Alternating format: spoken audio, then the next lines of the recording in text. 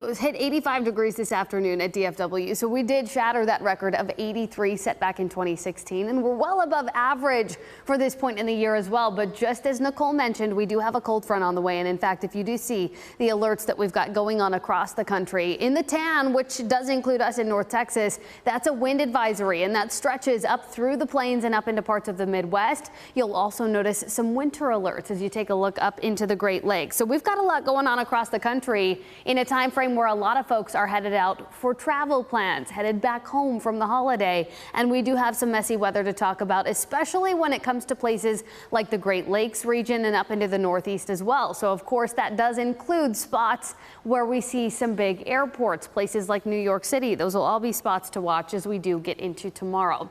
Here is a look at that radar as we take a look here at the monitor. Notice we do have a cold front that is draped right through the Dallas-Fort Worth Metroplex.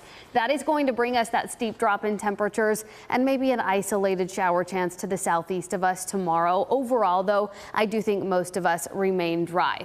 Here's your travel outlook as we do head into tomorrow. Notice temperatures across the plains are a whole lot colder than we have been. You take a look farther to the north, places like Minneapolis, they sink into the teens and even lower in spots. 12 degrees for Minneapolis tomorrow. The western half of the country, though, looks fairly dry. It is the Northeast, places like New York City, Boston. Those will be spots to watch for any airport delays as we do head into tomorrow. So if you are traveling out of North Texas or if you are headed back home, those will all be things to keep a very close eye on into tomorrow morning. Let's give you a look at temperatures as you wake up tomorrow morning. We start the day off close to freezing, but temps will feel even colder thanks to that strong wind. That wind advisory that I mentioned, we'll be talking gusts overnight, 40 to 50 miles per hour. So you may hear that wind whipping at times, and that will lead to that steep drop in temperatures. Tomorrow will be cold all day too. We head to lunchtime and we're only in the low 40s. By tomorrow afternoon, we top out in the middle 40s, but those feels like temps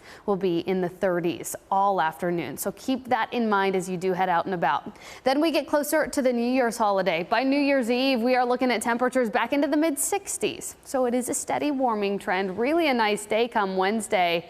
That full New Year's Eve evening forecast is a pretty good one. Expect mainly clear skies as we ring in the new year.